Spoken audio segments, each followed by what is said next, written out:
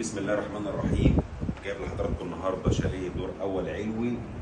ما انتش حابب الارض معانا اول علوي، ارض شايف بحر، اول علوي شايف بحر. احنا في قريه زمرده الساحل الشمالي، يمكن 58 على بعد ربع ساعه من مارينا ونص ساعه من اسكندريه. عندنا هنا دور اول علوي على مساحه اسمها 40 متر، فيو بانوراما بحر ما شاء الله زي ما حضراتكم شايفين. وتعالى نكمل التفاصيل مع بعض. عندنا هنا طبعا منطقه التراس، بتخش على منطقه الريسبشن، صور لوكس جاهز على الفرش زي ما هو واضح في الفيديو. عندنا هنا مطبخ امريكان كيتشن مفتوح، مطبخ ما شاء الله وسعته كبيره زي ما هو واضح.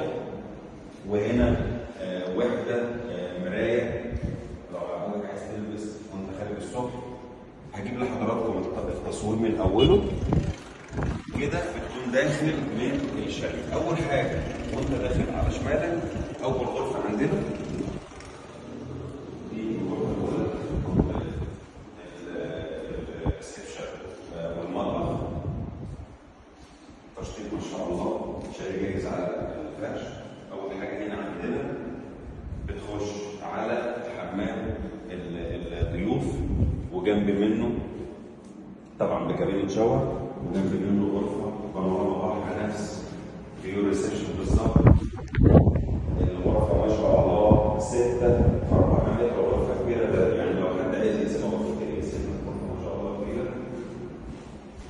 دي كده الغرفه الماستر الحمام. الحمامات كلها قد بعضها، مفيش حمام صغير وحمام كبير، الحمام كلها بكابينة شاور. وبرضه الغرف كلها تعتبر موحده، غرف واسعه كبيره، تاخد سريرين واسعين جدا ودولاب مرتاحه خالص.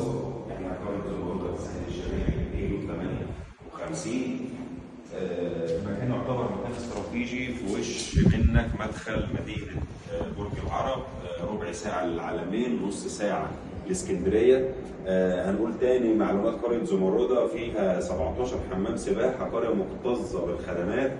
عندنا عرض القريه على عرض البحر الابيض المتوسط 3 كيلو، من اكبر الشواطئ على مستوى الساحل.